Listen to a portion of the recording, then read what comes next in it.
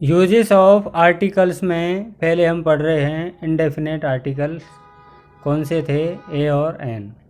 एक बार मुझे हाना करते हुए जाना है।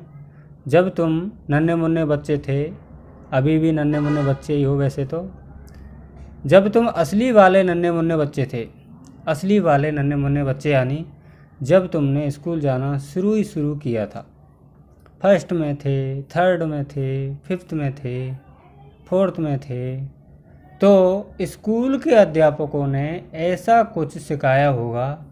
ए ई आई ओ यू को देखें एन लगाएं, ना देखें तो ए लगाएं। नन्हे मुन्ने बच्चों को सिखाया होगा। और अगर तुम्हें तुम्हारा बचपन वाला अंग्रेजी का अध्यापक याद है या उनकी बातें तुम्हें याद है, और हाँ आप कहेंगे कि सुना तो है ऐसा कुछ, ए ई आई ओ यू को देखें एन लगाओ, नहीं देखें तो ए लगाओ। फिर तुम थोड़े से बड़े बच्चे हो गए, 7th में, 8th में, 9th में, 10th में आके अब हम पके हुए बच्चे हो गए हैं। तो हमारे उन टीचर्स ने, हाँ, जब तुम छोटे थे इसलिए ये रूल्स पढ़ाया गया।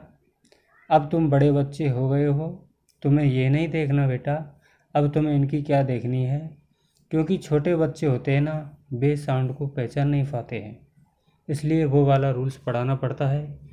अब तो तुम मैच्योर हो गए हो, हाँ भी भर दिया करो।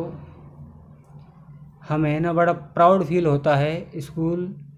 स्कूल में बड़ा मैच्योर कहा जाता था और कहा जाता होगा, वहाँ पर हमें अपलिफ्टेड रूल बोलकर पढ़ाया जाता था कि ए ई आई ओ यू को नहीं देखना है बेटा, अब की बार इनकी क्या देखनी है, साउंड देखनी है। अगर इनकी साउंड आए तो लगा देना एन, और नहीं आए तो लगा देना है ए। तुम अभी स्कूल में हाँ ना तो कर दो, एक आध अटक तो नहीं रहा, 10वीं 12वीं की रील्स कोई गोदी में लेके तो नहीं बैठा है, रह रही है जी तो बता दो इस भीड़ में। अब तुम स्कूल के लेवल्स को भी पार कर चुके हो, और अब तुम्हें वो वाले आर्टिकल्स भरने हैं बेटा जो गवर्नमेंट जॉब्स में पूछे जाते हैं, और वहाँ पे तुम्हारा दिल टूटेगा भाई, पर मुझे बताना पड़ेगा। इन दोनों में से कोई सा भी रूल्स नहीं चलेगा, ना ही ए ई आई ओ यू देखना है और ना ही इनकी साउंड्स देखनी है। हमें निश्चित तौर पे वोवल्स देखने हैं, पर वो वोवल्स इंग्लिश के नहीं देखने हैं।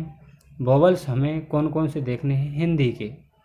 अगर तुम में से भूल गए हैं कुछ बच्चे, तो हिंदी वोवल्स होते हैं ए आ ई ऊ ए ओ। अब ये मत सोचना इनसे ज़्यादा होते हैं, मुझे भी पता है इससे ज़्यादा होते हैं। हमारी इंग्लिश की साउंड इन 6 में सिमट जाती है, क्योंकि हमें ना इंग्लिश बोलते हुए ये फ़र्क नहीं पड़ पा रहे हैं कि छोटी ई बोल रहे हैं या बड़ी, छोटा ऊ बोल रहे हैं या बड़ा ऊ, छोटा ए बोल रहे हैं या बड़ा ए बोल रहे हैं। क्योंकि बोलते हुए हमें कोई फ़र्क नहीं पड़ रहा है, तो लिखने की भी हमें कोई ज़रूरत नहीं है। अब सिर्फ ये देखेंगे कि कहाँ पे इन 6 वोवल्स की साउंड आ रही है। जहाँ जहाँ आएगी वहाँ वहाँ ए, और जहाँ जहाँ नहीं आएगी वहाँ वहाँ एन। दोबारा से मेरी बात ध्यान से सुनो। तुम्हें ए ई आई ओ यू देखने हैं और ना ही तुम्हें इनकी साउंड देखनी है। तुम्हें देखना है ए आ ई ऊ ए ओ, शब्द इंग्लिश में लिखा होगा और साउंड चेक करनी है हिंदी के स्वरों में। शब्द इंग्लिश में लिखा होगा और साउंड चेक करनी है हिंदी की वोवल्स की। कैसे चेक करेंगे जी हिंदी में? सिंपल सा शब्द लिखा है मैंने तुम्हारे लिए, पढ़ के सुनाओ। ओ माय गॉड, तुम्हारी गलती नहीं है, मिलान करो रह गया। क्या पढ़ेंगे, समझ गए? हिंदी की साउंड कैसे आएगी? इन शब्द इंग्लिश का है, पर पढ़ क्या रहे हो? ईयर। साउंड क्या आई? ईयर। तो इसके आगे लग गया भाई एन। अब कुछ बच्चों को लगेगा कि यहाँ तो हमारा वो 5th क्लास वाला रूल्स कारगर साबित हो रहा है एकदम। ई देखो और क्या लगा दो, एन लगा दो। टूट जाएगा ये रूल्स अगले ही शब्द में, देख लो।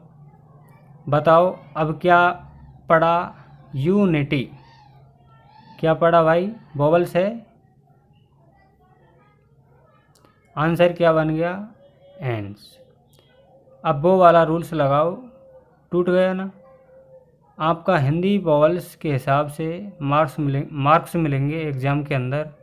इंग्लिश वोवल्स या उनकी साउंड को भूल जाओ। एक इंग्लिश का शब्द होगा और साउंड चेक करनी है हिंदी में। समझ गए? डियर नीरज सर द्वारा। Thank you.